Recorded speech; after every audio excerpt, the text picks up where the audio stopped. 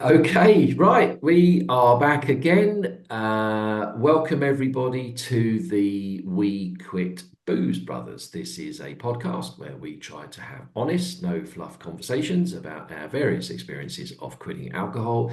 And with me, as always, is my brother Matt. Hello, Matt. Good morning, everyone. Yes, if you are watching this on YouTube, you will notice a change to Mark's surroundings, although it is not actually a change. It's the same room. It fooled me too. So It's an Mark, optical illusion. It's an there you optical go. illusion. Yeah, An I've moved my office desk. move around here. I've moved my desk so I can now see out the window. But yeah, I was just doing my introduction there, and I said, I don't know why I always laugh when I say it's my brother Matt. I just think I still think it's like childishly funny that I'm talking to you on a podcast about this stuff. I I don't think know we haven't why, got but off anyway. that yet, have we? No, that we actually do this, and so yeah, really. Anyway, there you go. Well, look, new. This is a sort of the fact that I've moved my office, and all I've literally done is changed my desk was facing a wall, and I'm now looking out into the front garden. But I sort of did it as because it was, New Year. Just felt fancied a bit of a change of, perspective, and so that's maybe quite a good segue into the conversation that we want to have today. So hopefully, again, just a quick one. Hi everyone. Thanks for tuning in. Thanks for all the comments last week. Really appreciate those. First Great one of the comments. new year. It's just lovely to hear stories about people who've given up their sort of, experiences, all the feedback. Feel like that's part of what this is about, really, just that sort of supportive community where you realize that there's lots of other people in a similar position to you, doing the same things, going through the same sort of stuff, experiencing the same emotions. And it's just really lovely to have. It always feels very supportive and nice. So thanks very much. It's really appreciated. So conversation we want to have. So we've been over the last few weeks, we've been sort of working our way through Matt's book, Man Gets Sober, and we're more or less to the end. I mean, there's a few chapters to go, but I was saying to Matt in the week, the last few chapters of the book are really all about when you've quit, your plan, what you can do, what you can achieve, what changes. And we just thought that what would be useful maybe would to just do a quick summary of one of the things that we've both noticed, and I've noticed it really acutely, is how all of a sudden, when you stop drinking, you've got room to do things that you just never had the room, the headspace, the scope to do. And I was saying to Matt off air, when I was drinking, I was either drinking, so I was either out, having drinking basically boozing.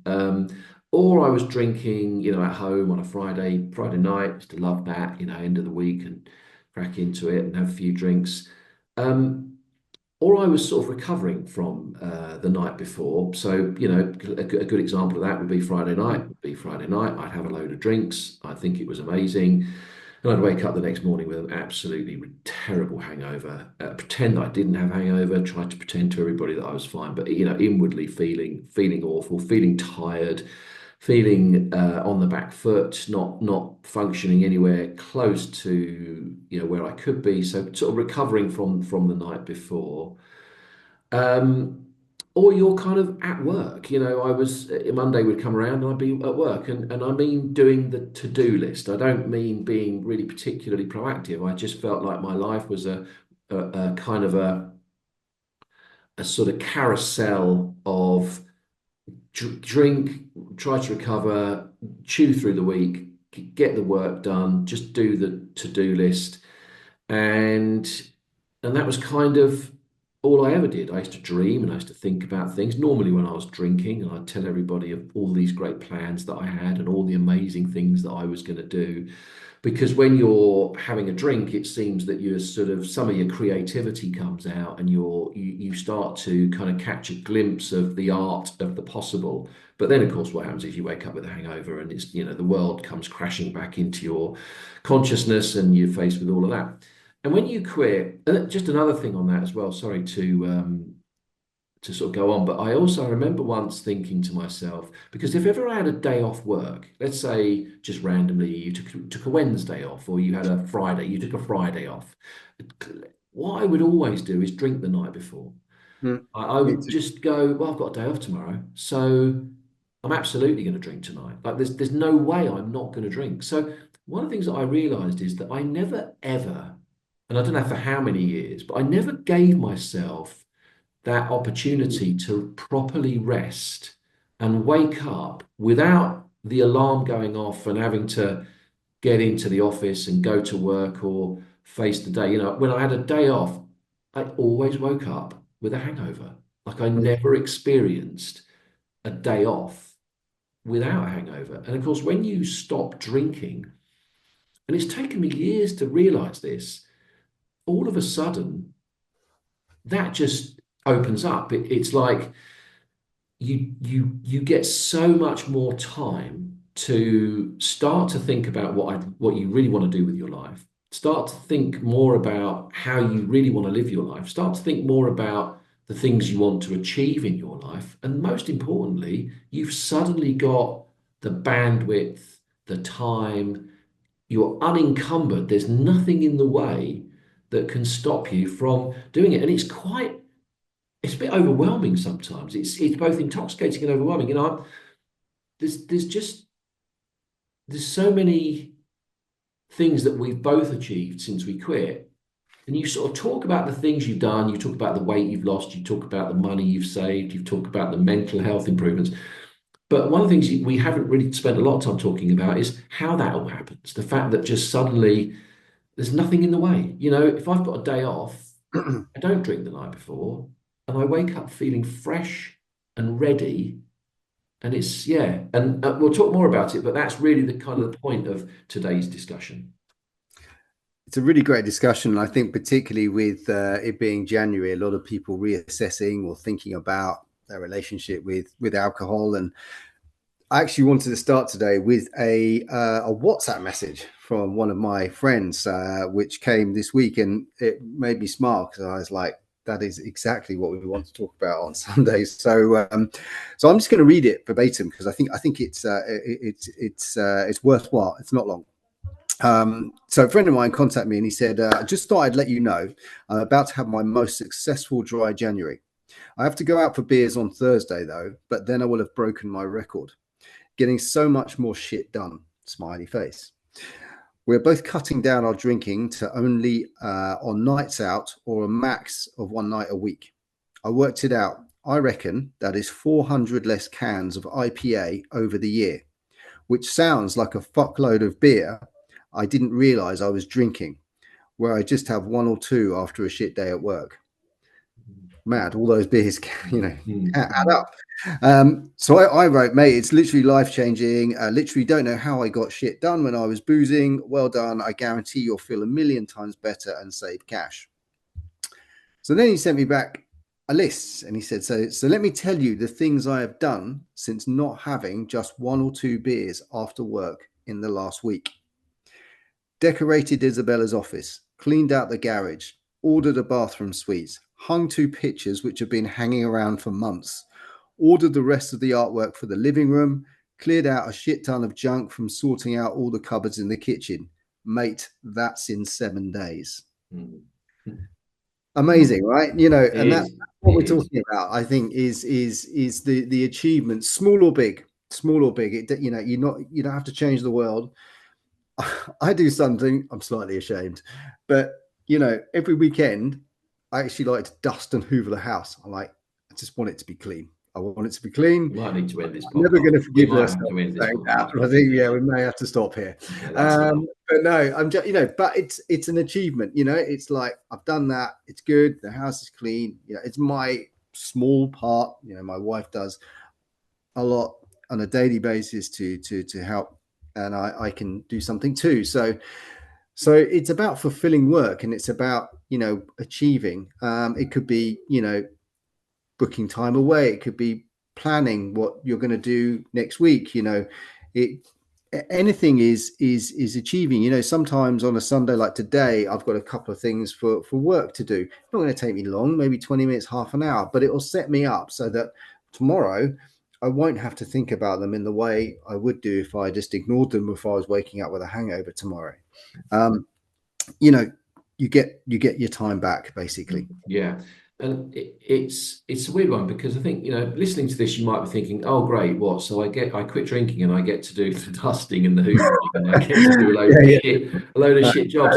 But it isn't that. I mean, I'm reminded of a couple of things. One is the comment that I always think about, which was a friend of mine in the States when I lived there. She said to me one day, oh, my dad always used to say, imagine what it must be like for non-drinkers. Imagine waking up in the morning and thinking this is as good as I'm going to feel all day. In other words, if you don't drink, you don't get that sort of high of alcohol. But what I've realized, and I remember, agreeing with her vigorously, but what I've realized since I quit is that you wake up feeling great and actually you feel a sense of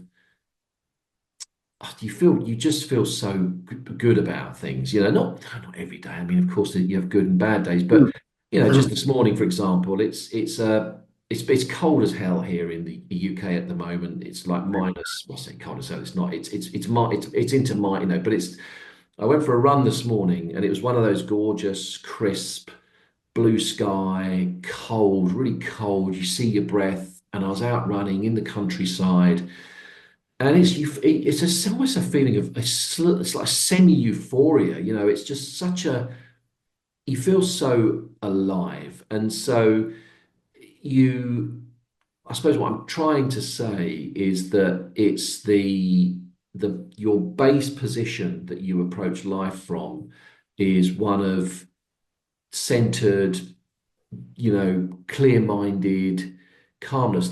There's an old fable which we used to use in business. You may have heard of it. I think it's a good example. It's quite relevant to this. So it's one of these apocryphal stories of years ago. There was an axe, a tree cutting competition, and in my head, I imagine this was some forest in Austria, early 20th century, two burly guys. They both get a big section of a forest and they start at 8 o'clock in the morning and they have a day to cut as many trees as possible. And the person who's cut the most trees wins the competition.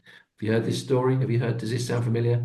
I have, but I can't remember the Okay. Okay. outcomes. I'm So they go intrigued. off and they cut all the trees, and at the end of the day they count them up, and one of the guys has cut down considerably more trees than the other and wins the award. And at the end of it, the person providing the award says, how did you do it? You cut down almost twice as many trees, but we listened to the two of you, and the other guy just went hell for leather. When cut. We did not stop cutting, cut constantly.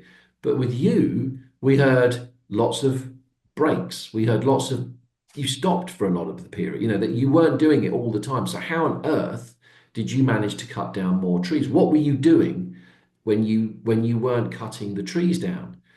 And his answer was, I was sharpening my axe. And of course, the point there is that if all you ever do is go, go, go, if all you ever do is get drunk, recover, do the day job, you're never able to sharpen your axe. And when you quit alcohol, you get the opportunity to sharpen your axe. You can step back from things, decide how you want to deal with it, plan it. Your small example of doing 20 minutes of work before you get to the office tomorrow, which means when you do get to work, you're in a better position to do the things that you want to achieve. And it's not necessarily just doing the dull work too. It's booking nice vacations. It's arranging time to do things with loved ones or with friends. It's suddenly the amount of time. When we did a podcast on this a while back, and I reckon I Mm, get about 45 hours mm, back every week. If you actually add up the time you spend drinking, the time you spend recovering, it's about 40. It adds up really, really, really quickly. And it's not just that you get that time back, it's that you get that time back and you're in a position where you're fit, healthy, ready to do things. And like I said, I've just it's changed my life. Mm. I've got I've sort of so many things that were just left hanging and not done and causing me stress and anxiety because I hadn't done them. They get done and it just leads to a more peaceful, calm, relaxed, stress-free existence. And that's really the conversation we wanted to have. I think that's brilliant. I'm not going to add much more. That's kind of a nice way to leave it into a lazy Sunday morning. Probably isn't Sunday morning for those of you watching, but you know what I mean. I think it goes further as well. I think what removing booze does is it creates a future. It allows you to go further than just a day to day. It allows you to plan a future. I'm not going to give too much away because I think we'll hopefully do an episode on this. I think it's going to be worthy of it, which is Mark's just finishing up a book that he spent a lot of last year writing. The title, I'm not sure if it's confirmed, but it's to do with the amazing playbook, and it really is about uh, you know building looking at your life and allowing you to put some structure around building for the future and having that sort of playbook to live by. And there's some amazing stuff in there, it really is. And one thing I really liked about it is, the looking to the future. So whether it be a year, whether it be 5 years, I actually sort of have more of a 10-year plan. It's just a bigger one. And, you know, one thing I really, really like is Mark suggests writing a story, like imagining your day in 10 years time or 5 years time. So who are you with? Where are you? What are you doing? What does your life look like? Where do you live? Where, what stage of life are you at? And that story plays in my head, and I have started writing it down as well. And I think without removing booze, I wouldn't even be thinking about 10 years ahead, let alone a week ahead. And I think, as humans, we need to look forward to the future. We spend too much time stuck in the past. I was guilty of it. I think everyone has that. We look back, we were younger, you know, but you've got to live for the future as well. And I think it just allows you to do that so much, you know, so much more when you remove booze. So bit of an intro as well for a possible topic coming up, but not just that. That wasn't really, the whole point of it. It's about, um, you know, Yeah. what does Yeah. this like with you when you stop booze? Yeah, there's almost three phases, I think, to quitting alcohol. One is the sort of period of before you do it, which is the sort of, am I drinking too much?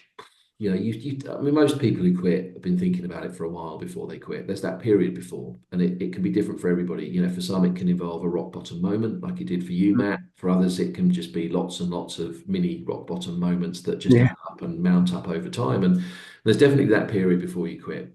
Then there's the period when you do quit. There's the sort of transitional period, if you like. So that's sort of, I'm moving from being a drinker to not being a drinker and trying to figure out what the world's even going to look like. How am I going to manage? How am I going to manage my social life? How am I going to deal with, how am I going to feel? How am I going to deal with the holidays? How am I going to deal with? There's that sort of transitional period, where you've Yeah. moved from, I've made the decision, I'm now doing it.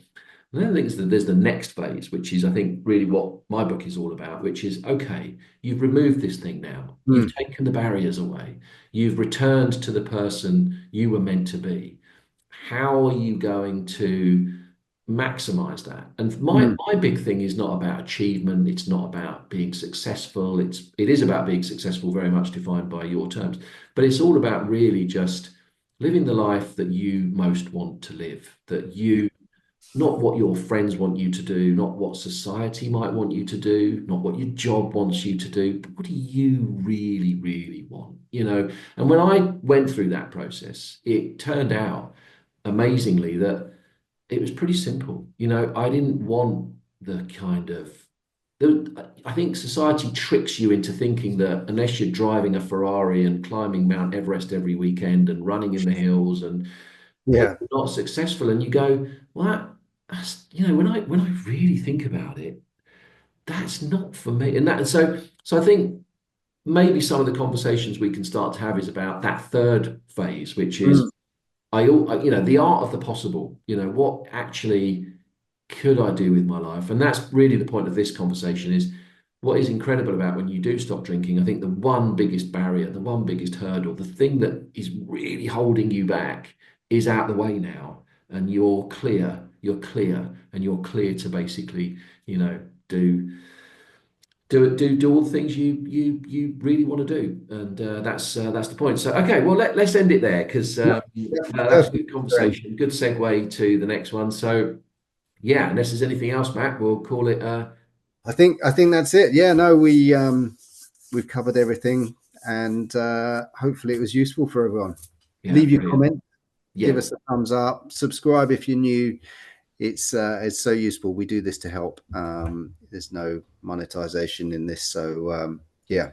yeah, Thank you no, for listening, watching, however you brilliant. very However much. you consume us, exactly. So fantastic. Okay, thanks ever so much. As I say, never quit quitting. It's goodbye from me.